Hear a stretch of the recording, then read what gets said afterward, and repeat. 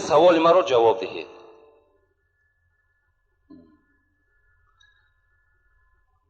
البته این ناخونی که ما و شما از ناخونهای پا میگیریم یا دست میگیریم این ریسک نیست. اینا حرام است خوردنشان. مادامی که اگر این ریسک باشه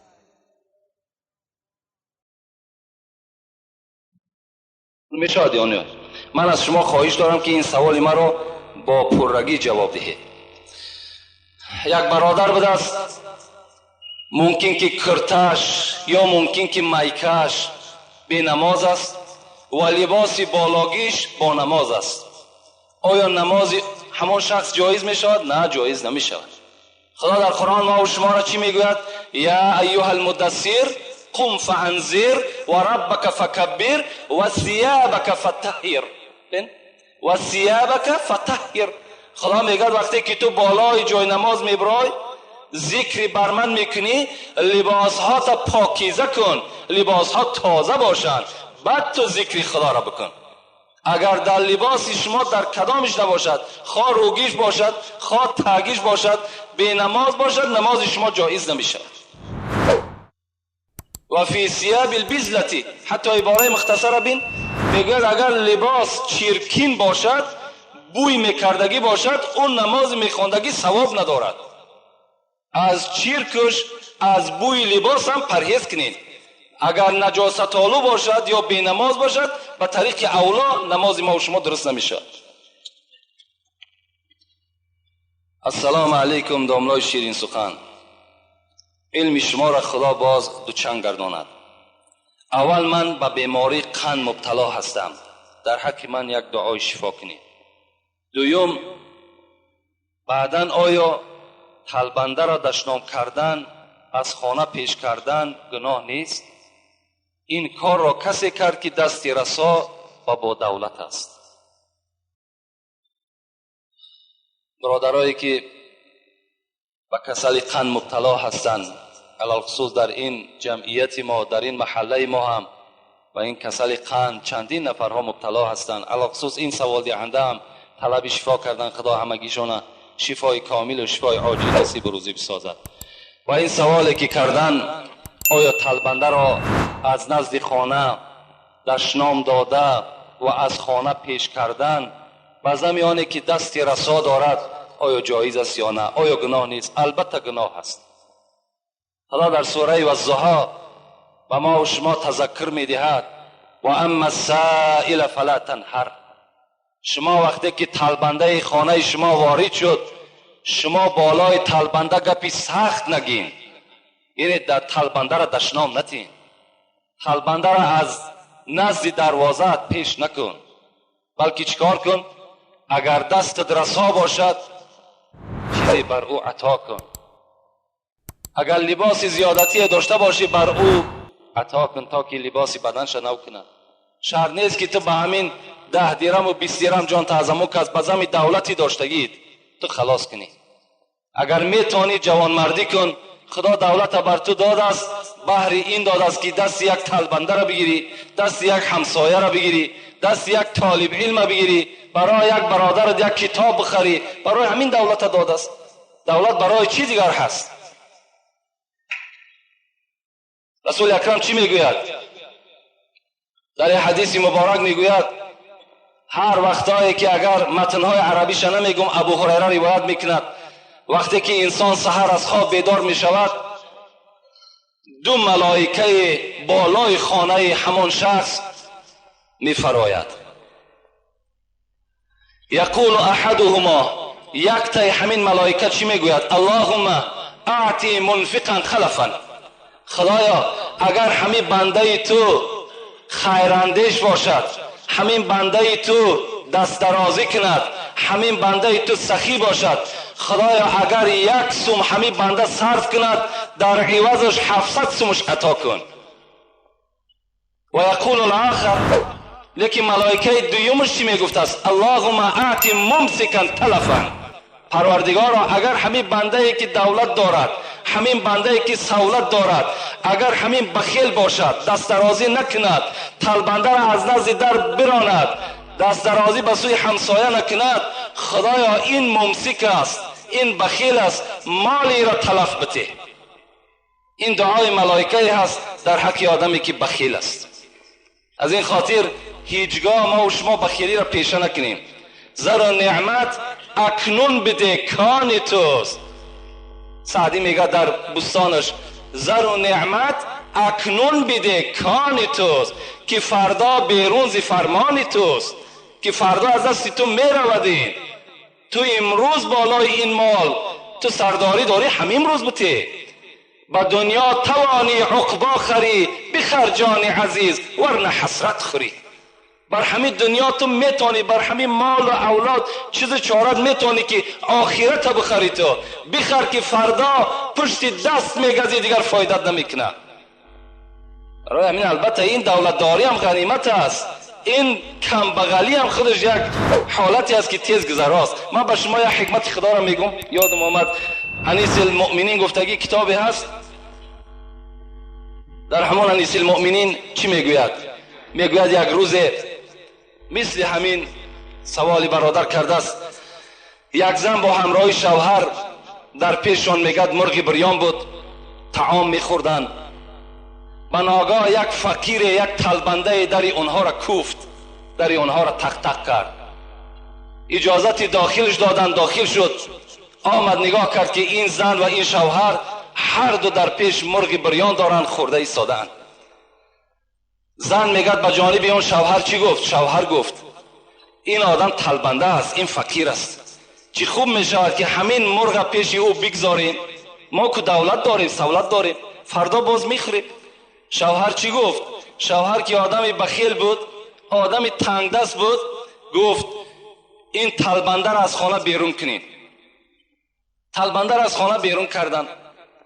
زمانها گذشت، حکمت خداست. چندین سال میگه از بین گذشت. همین مرد ثروتمند دولتش از دستش رفت، فقیر شد،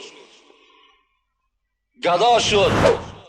زن که طاقتی بر بیمالی این شوهر نکرد، بر بیدولتی این شوهرش طاقت که نکرد، گفت شوهر مرا طلاق بده. شوهر طلاقش داد. از دست این میگه شوهر بیرون شد، رفت و یک شوهر دیگر میگه در نکاح خود در آورد که او خیلی با دولت بود. روز میگه در همون خانه نشسته بود، همین زن با این شوی نوی با دولتش مرغ بریان میخوردن. بناگاه میگه یک طلبنده داخل شد. طلبنده داخل شد، تق تق کرد، گفت چیزی بر من عطا کنین. این شوهر که آدمی سخی بود، خدا ترس بود، گفت زنه گفت این مرغ بریان برده به دست همین آدم طلبنده بده. برد میگه بالای لالی و در دست همین طلبنده عطا کرد و میگه گریه کرده به پیش شوهرش آمد. شوهر گفت برای چی گریه میکنی؟ برای همین یک مرغی که ما در راه خدا خیر کردیم، برای همین گریه میکنی؟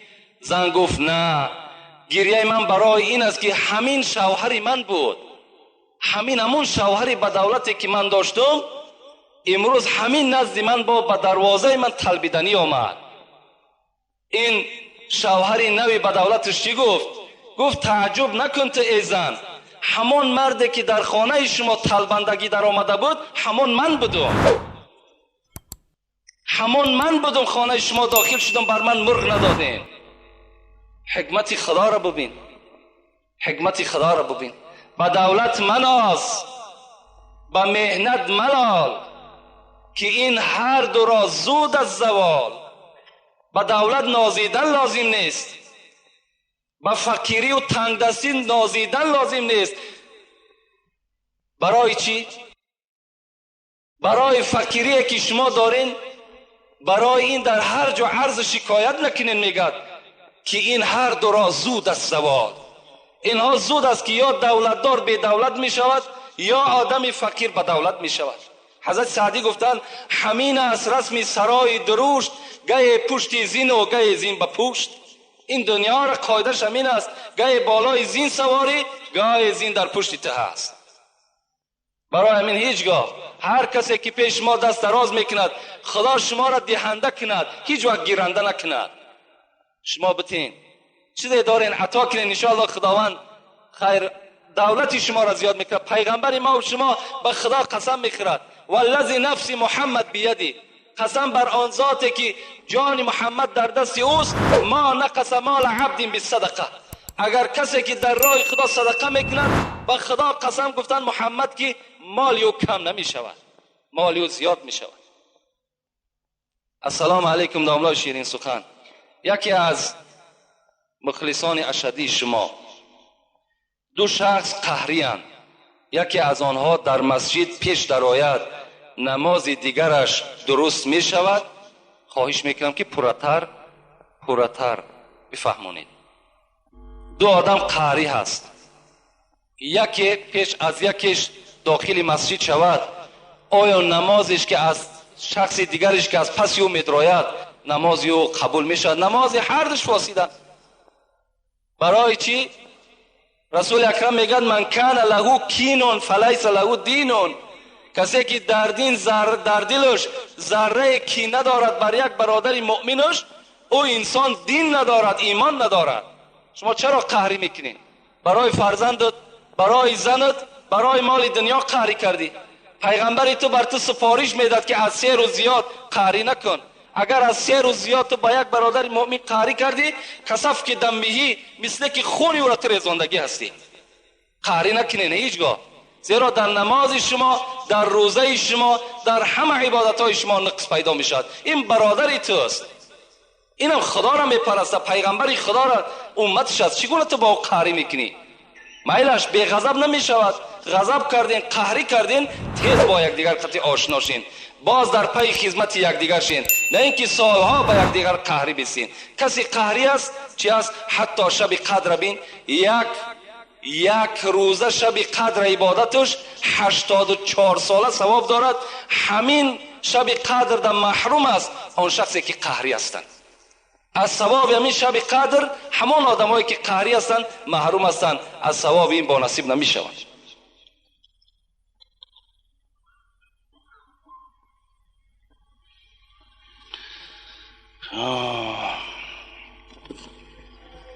السلام علیکم داملای شیرین سخن. از شما خواهش میکنم که سوالم را با پورگی جواب دهید. در تویها و در نوروزی ها گلبزم میگویند، حالا این درست است یا نه؟ گپ های بیشرم میگویند. دخترها و پسرها باشن با دقت گوش میکنن. مادامی که خود جواب همین سوال گفته، گلبزم هایی که میشود بین خواهر ما و شما و بین بگه مردهای بیگانه از کجا صحیح میشود؟ از کجا درست است؟ کجا درست است؟ و این گوش هایی که ما و شما با شنیدن این گلبزم ها حوالش میکنیم، فراموش نکنیم که خدای شما میگه این السمع والبصر والفؤاد کل اولئک کان عنه مسئول. چشم های شما، گوش های شما، تمام اعضای شما در روز قیامت در بالای شما مسئولیتی دارند. برای هر یک اعضایی را که در راه خطا تو صرف کردی، برای اینها در نزد خدا جوابگو هستی. هیچگاه جایز نیست و هیچگاه در این معرکه ها اشتراک نکنین، زیرا که البته شما مثل همون شخصایی میشین که در همون معرکه اشتراک میکنن و گناهکار میشوند.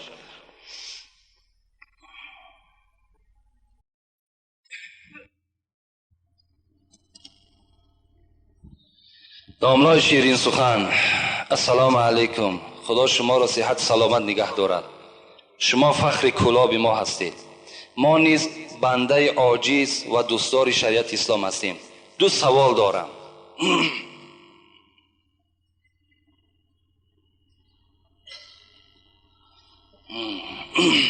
کدام گونه سگها را کشتن در اسلام جایز است و در کیها داشتن سگ جایز است؟ دویم سوال، اسلام چی معنی دارد؟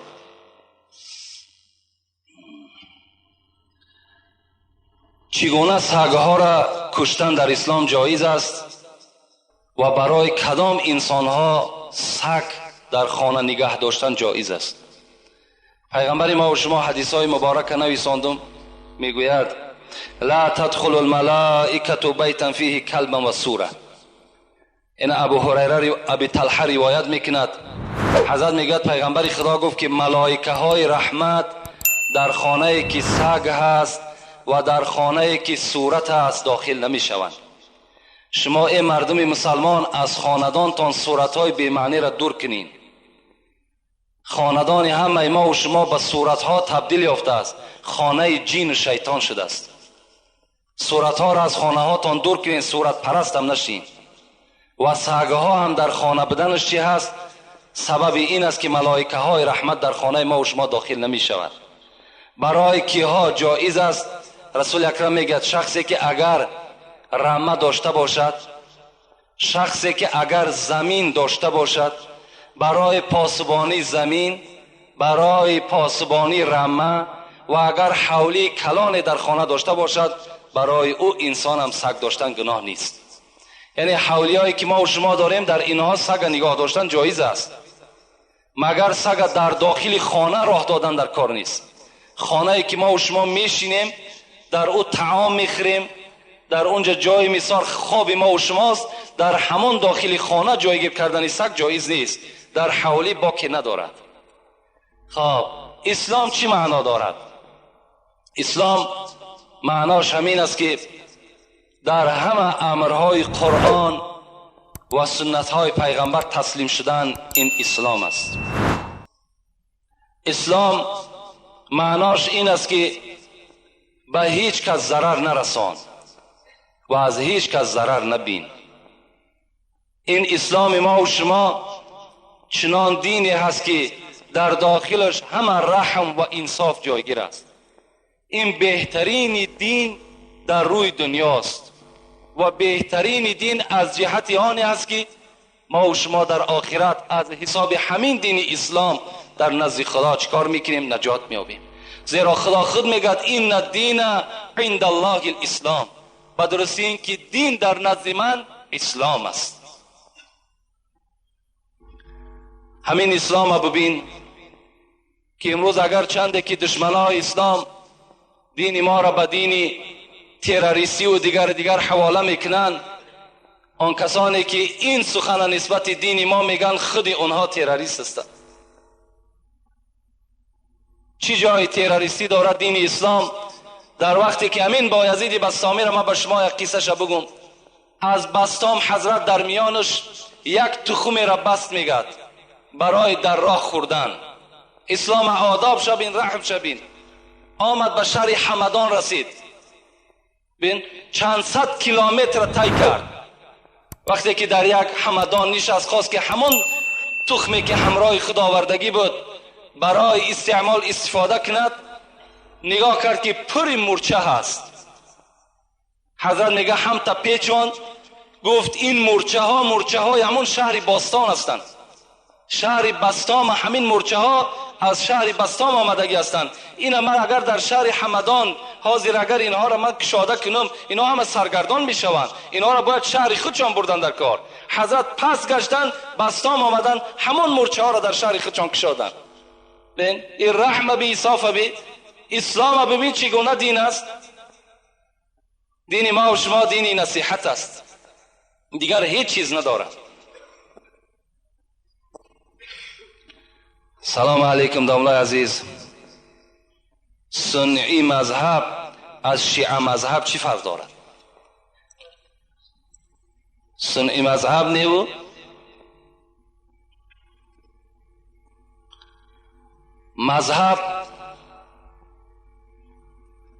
مذهب ما و شما که اهل سنت و الجماعه هست از شیعه مذهب به چی فرق میکنه؟ هر کسی که جانب قبله نماز میخواند، خدا یک و یگانه را میشناسد، پیغمبری او را بر حق میداند، همه اونا برادرای ما و شماست. هر جا که یک آدم خداگو باشد، اون برادر ما و شماست. از شیعه مذهب ها در دشمنی کردن، دشمنی خدا کم است، با آنها دشمنی کنیم. میلش اگر چنده که تفاوتی دارن، فرقیتی دارن، نسبت صحابه پیغمبر ممکن تحقیرای دارن،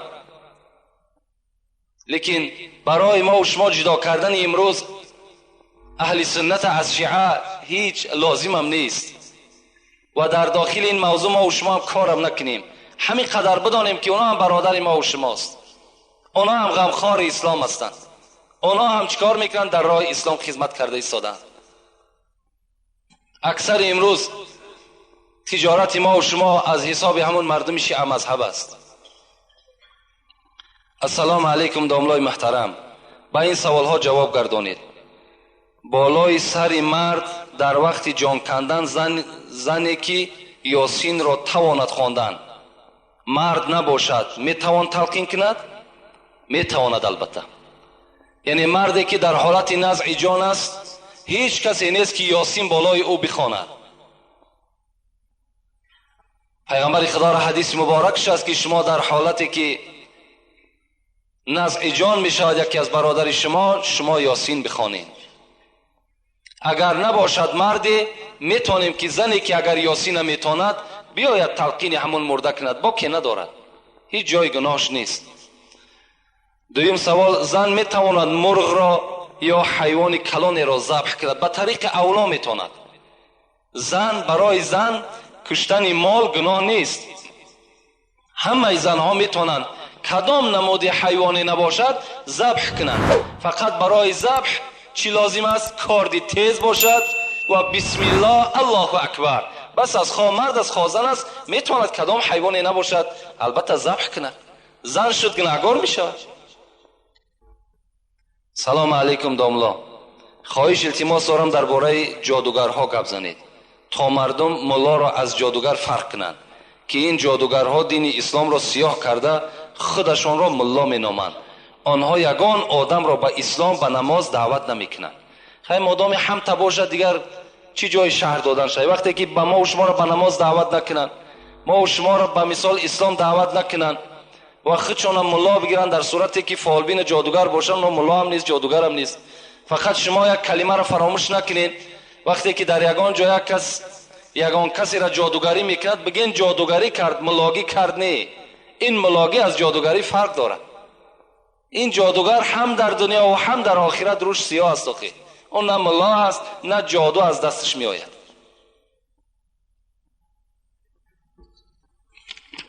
السلام علیکم داملای عزیز، به همین سوال من جواب دهید. به حاجتخانه بی‌طاقی در آمدن اوبال است؟ من به حاجتخانه در آمدم، مرا یک ملا جنگ کرد که بی‌طاقی نداره. راست میگه. در یکی از فتواها ما به چشم خود دیدیم که داخل حاجتخانه انسان باید که سر لوچ داخل نشود، زیرا که حاجتخانه خود مکان جین هست و جین عادت همین است که هر جایی که اگر یک یعنی بدن لوچ بیابد حتمی در اونجا زلال میرساند. از این خاطر این صاحب کتاب هم به ما و شما گفتن که داخل حاجتخانه که شدین شما اول پای خودت در نزد در همون حاجتخانه یعنی شرفه بتین تا که هر چیزی که باشد از حاجتخانه دور شود. و اللهم اینا نعوذ بک من الخبث والخبائث. خدایا از این نجاستی که مرا آزار میدهد خدایا این را از بدن من دور بساز گفته با همین قدم پای چپ داخل چی شو؟ حاجتخانه شو و سر خطا بپوشان. این بهتر است برای که ضرر جین به تو نرسه. بسم الله الرحمن الرحیم. السلام علیکم داملا عزیز، من از شما همین را پرسیدنیم. ملت پرستی چگونه هست در قیامت؟ ملت پرستی را چگونه سزاوار است؟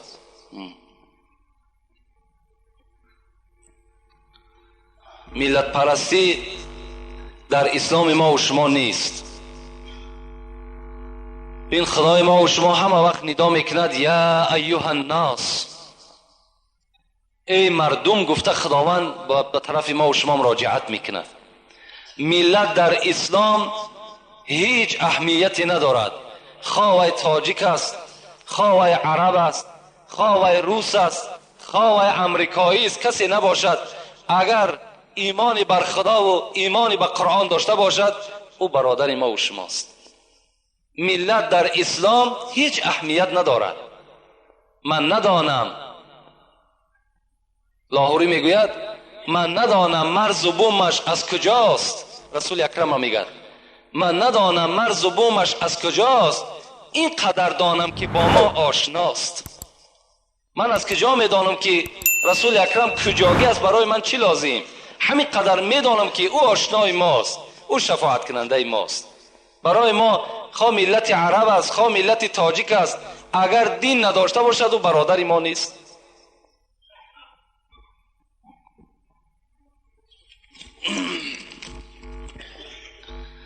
السلام علیکم دامنای شیرین زبان. آیا چنین طلاق درست است؟ وقتی که زن حامله‌دار باشد و در بستر بیماری خواب باشد و شوهر با عصبانیت و با مجبوری والدین او را به یگان شاهد 3 طلاق میکند و زن با او سوال و جواب نمیدهد، مرد از بیمارخانه برآمده میرود. یعنی یک مرد بوده است، زنش در بیمارخانه خواب بوده است، پدر و مادرش مجبور کردن که همان زن طلاق کن. این جوان رفته است به حضور شاهد زن طلاق کرده است. البته طلاق می شود. در طلاق کردن شاهد شرط نیست. در نکاح کردن شاهد شرط است، لیکن در طلاق کردن شاهد شرط نیست. حتی اگر تو میتونی که به خط بنویسی که مثال به عائله خودت که من تو را 3 طلاق کردم، طلاق می شود. برای این در طلاق کردن هیچ وقت کوشش نکنید، سراسیمه نشین. طلاق کردن بسیار یک کار ناخوبی هست. رسول اکرم میگوید ابغض الحلال الی الله الطلاق، بدترین حلال ها به سوی خدا این طلاق است. هیچگاه طلاق نکنین. در طلاق کردن عرش الهی میگه در جنبش میدراید. هیچگاه هیچ پدر مادر توصیه به طلاق نتین تا حد امکان. امروز ببین طلاق میتن، فردا میبینی که حاضر شدن پشیمان شدیم، نفهمیدیم، بعد از پی فتواکاوی میشوند، بعد دیگر ملاکاوی میشود. چی لازم یک زندگی حلال خطا و زندگی حرام چکار میکنی؟